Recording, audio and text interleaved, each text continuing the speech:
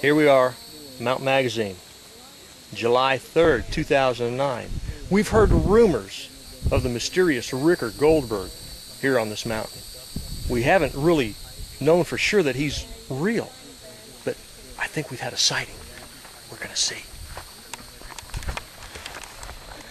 It's the wing that we've heard so much about. Moise. Wow. Look, it's Ricker. Mr. Ricker, could we have a moment of your time, sir? Ricker, no, yeah. Yes, what can I do for you, sir? Man, you've come a long way in a short amount of time. Yeah, it's a long drive.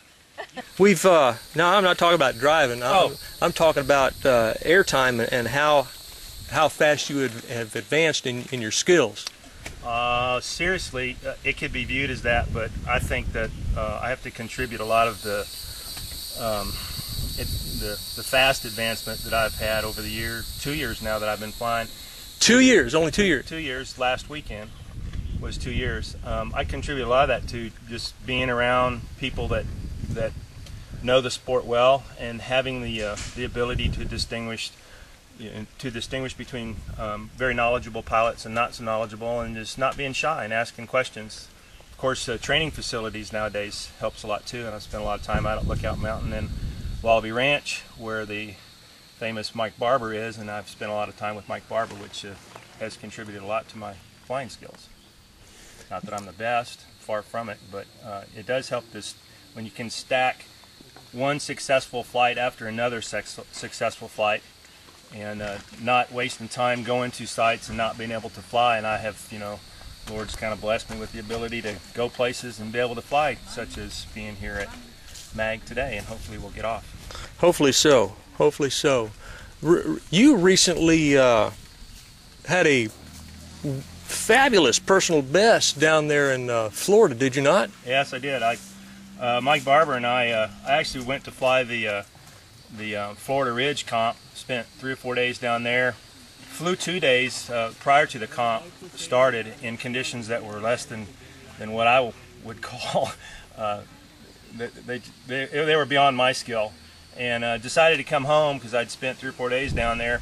Came home, and I was home a couple days, and Mike Barber and I got in contact with each other, and he said, "Hey, the weather's looking better up here at Wallaby." So I loaded back up and drove all the way back out there, 9.5 hours, and got there late Wednesday night. Thursday morning, Mikey and I were setting up, and he was all frustrated and was jonesing for some major air, and I guess about 1 o'clock we both towed up, and next thing I know, Faye is on the radio in my car talking to Mikey, and long story short, we did 115 miles from launch to land, but we actually did about 132, and then had to fly back to this bigger field, which Mikey's all about safety, and he'll, whatever it takes to get to the biggest field possible and the safest, that's what he does, and he always lands right in the middle of the field instead of on the edge next to the road. So he practices what we were all told to don't land for convenience, land for safety. Land for safety. Yeah. You've done some time down at the Team Challenge in Tennessee, haven't you? Yeah, I did Team Challenge last year for the first time, and that was a big confidence builder in going XC. Fortunately, we got to fly 6 out of the 7 days last year. The tasks... Well, you did. Yeah. Only 1 day was good for me. 6 out of the 7 days I got to fly, and the tasks were like 9 miles for the C pilots, which is a great confidence builder. And like I said, stacking a successful flight one on top of the other helps to build that confidence, and being around people like Ollie, Terry Presley, Mike Barber, of course, Kevin Carter, of course, then there's Jeff Nibbler and all the other guys that have started about the same time that I started that have exceeded a lot of my flying skills for sure. That's great. Now, I notice you're on a topless glider now. This real slick, moist. This is cool. Yeah, this will be flight number 7 on this. I've had this just not quite a month yet. Went from a U2 to this. Mike Barber again, worked with me quite a bit on wings and flying a lot with him in the air, and he kind of recommended that I start thinking about going to something a little bit more performance.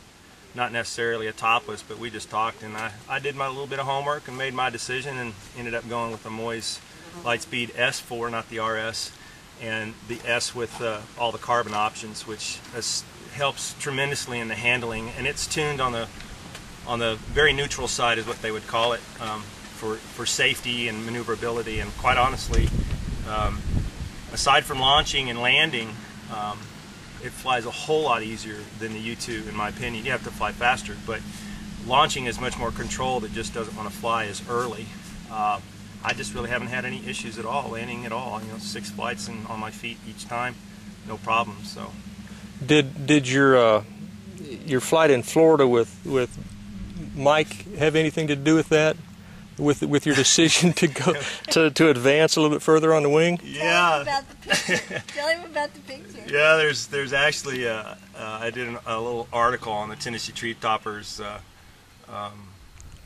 newsletter, and then US Hang Gliding Association magazine is going to have an article. I think it's going to be in August.